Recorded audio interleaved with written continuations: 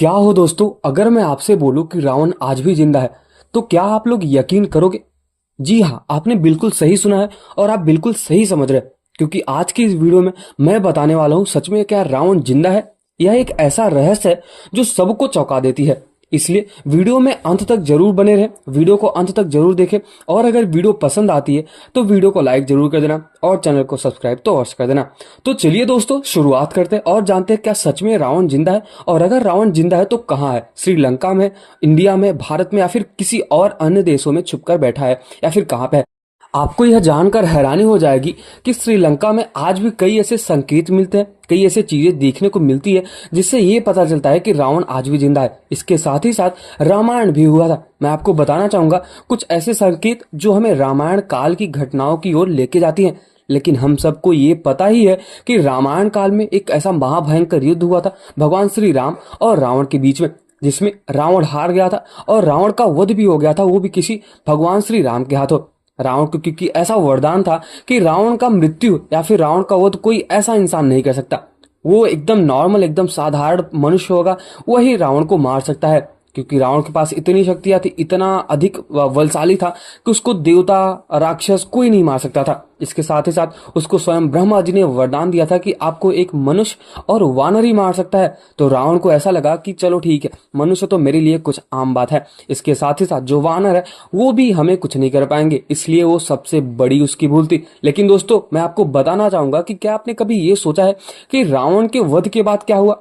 जब भगवान श्री राम ने रावण का वध कर दिया तो उसके अंतिम संस्कार की जिम्मेदारी रावण के छोटे भाई विभीषण को दी गई थी। लेकिन मैं आपको बताना चाहूंगा कि विभीषण एक ऐसा मनुष्य था जो बहुत ही बड़ा भक्त था भगवान श्री राम का। जब हनुमान जी माता सीता की खोज करने के लिए लंका में जाते हैं, तब भी वहां पे अगर आपने विभीषण को देखा होगा तो वो भगवान श्री राम का नाम ले रहे थे। इसके साथ ही साथ जब भी लंका में रावण कुछ गलत करता था, तब वहां पे विभीषण कुछ न कुछ अच्छा ही बताते थे कि ये गलत है और ये चीजें सही है। ठीक उसी प्रकार जब ये जिम्मेदारी रावण का जो शव था उसका अंतिम संस्कार संस्कार करने की जिम्मेदारी उसके छोटे भाई विभीषण को दी गई, तो वो राजगद्दी के संभालने के चक्कर में, राजभाट संभालने के चक्कर में सब कुछ भूल गए और सब कुछ आधा अधूरा ही छोड़ दिया था। उन्होंने लंका की प्रजा और शासन को प्राथमिकता दी, लेकिन रावण की मृत शरीर को वहीं पे छोड़ दिया, जो कि ये गलत ही था एक तरीके से देखा जाए। दोस्तों, यह कहानी और भी ज्यादा दिलचस्प हो जाती है, वो मैं आपको बताने वाला हूँ। रामायण के अनुसार, रामायण के कई ऐसे कथाओं के अनुसार, नाग कुल के लोगों को यह जब पता चला कि रावण की मृत्यु हो चुकी है, तो उन लोगों ने पार्थिव शरीर को, जो पूरा शरीर जल मतलब खत्म हो गया था, उस शरीर को अपने पास लेके गए। क्योंकि नाग कुल के लोगों को ये पता था और वो लोग ये मानते थे कि रावण एक ना एक दिन जरूर जीवित हो जाएगा। और मैं आपको बताना चाहूंगा कि नागों के पास कई ऐसे अद्भुत शक्तियां भी थी, जिसे किसी भी मृत शरीर को लंबे समय तक सुरक्षित रख सकते थे। मैं आपको बताना चाहूंगा कि जब रावण के पार्थिव शरीर को विभीषण ने नहीं जलाया, नाग कुल के लोगों ने अपने पास लेके गया, क्योंकि उनको पता था कि अगर रावण जीवित हो जाएगा तो उन सभी का कल्याण हो जाएगा। इसके साथ ही साथ वो लोग इतने ज्यादा मतलब साइंटिफिकली आगे थे कि उन्होंने रावण के पार्थिव शरीर को एक मम्मी के रूप में रख दिया, क्योंकि उनको पता था कि आने वाले समय में एक ऐसा टेक्नोलॉजी आएगा जब मृत शरीर को जीवित कर दिया जाएगा। और इसके साथ ही साथ ब्रह्मा जी के द्वारा दिया गया वरदान, ऐसा लगता था कि रावण एक न एक दिन वापस जरूर लौटेगा और सबका कल्याण कर देगा।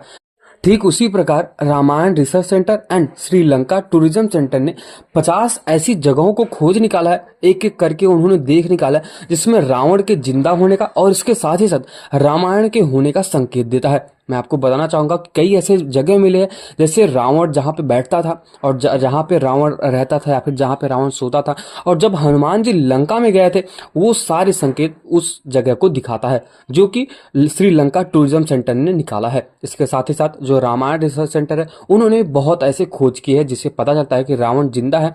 लेकिन सबसे बड़ी बात तो यह है कि अगर वापस से रावण कलयुग में जिंदा होकर आता है, तो भगवान कली के साथ कली पुरुष ही युद्ध लड़ेगा, या फिर रावण, मतलब रावण किसके पक्ष में होगा, भगवान कली या फिर कली पुरुष राक्षस के पक्ष में? तो चलिए फिर इसके बारे में जानते हैं। कुछ पुराणों और रहस्यमय ग्रंथों में यह भी उल्लेख मिलता है कि कलयुग में जब भगवान विष्णु का कल्कि अवतार होगा, जो कि 10वां अवतार होगा, तब रावण भी किसी न किसी रूप में लौटेगा। इसके साथ ही साथ शास्त्रों में ऐसा कहा गया है कि कलयुग में अच्छाई और बुराई का अंतिम युद्ध होगा, जिसमें कल्कि भगवान बुराई का अंत करेंगे, और यह संभव है कि रावण उसी समय एक बार फिर से धरती पर आएगा।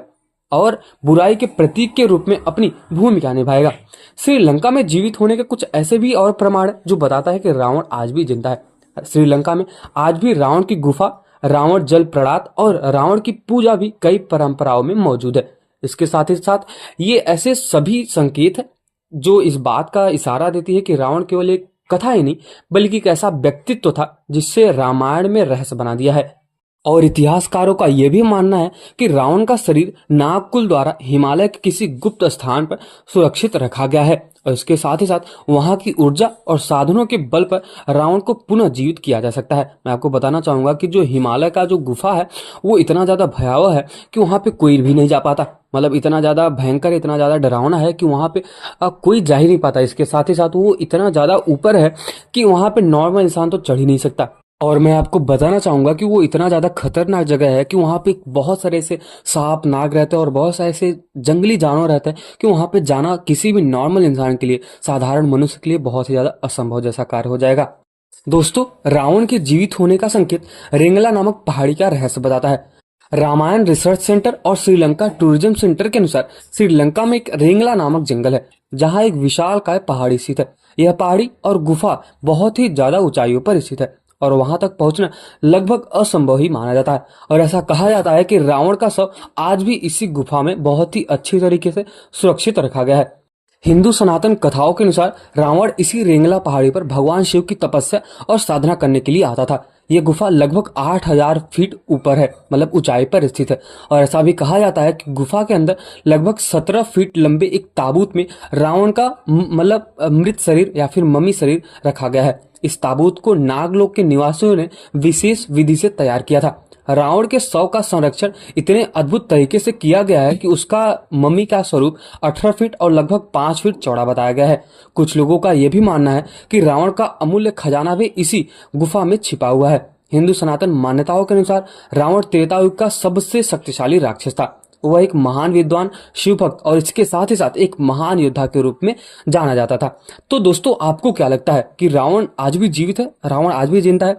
तो अगर आपको ऐसा लगता है कि रावण आज भी जिंदा है तो क्या वो कली पुरुष के साथ रहेगा या फिर भगवान कल्कि के साथ रहेगा? अगर वो कलयुग में वापस लौटता है तो कलयुग में अधर्म के साथ रहेगा या फिर धर्म के साथ रहेगा? तो आप अपना राय जरूर दें। आप अपना राय कमेंट सेक्शन में जरूर बता सकते हैं। और अगर आपको ये वीडियो पसंद आया तो वीडियो को लाइक जरूर कर देना और चैनल को सब्सक्राइब तो अवश्य कर देना। आप अपना कमेंट जरूर बता सकते हैं कि अगर रावण जिंदा है तो किसके साथ रहेगा, मतलब भगवान कल्कि के साथ रहेगा या फिर कलि पुरुष राक्षस के साथ रहेगा। जैसा कि आप लोगों को भी पता ही होगा कि रावण त्रेता युग का सबसे अधिक शक्तिशाली राक्षस था। तो अगर वो कलयुग में भी आता है तो कलि पुरुष के साथ ही, मेरे हिसाब से तो कलि पुरुष के साथ ही रहेगा, क्योंकि एक राक्षस कभी धर्म का साथ नहीं देगा और अधर्म का रास्ता कभी नहीं छोड़ेगा। तो आपको क्या लगता है? आपका जो भी राय है, आपका जो भी विचार है, कमेंट सेक्शन में जरूर बताइए। और मुझे भी बहुत ज्यादा प्रसन्नता होगी अगर आप कुछ भी लिख के जाते हो। तब तक के लिए आप वीडियो को देखते रहे और हमारे चैनल को जरूर फॉलो करो और जरूर सब्सक्राइब करो। मिलते हैं किसी और वीडियो में, तब तक के लिए जय श्री राम।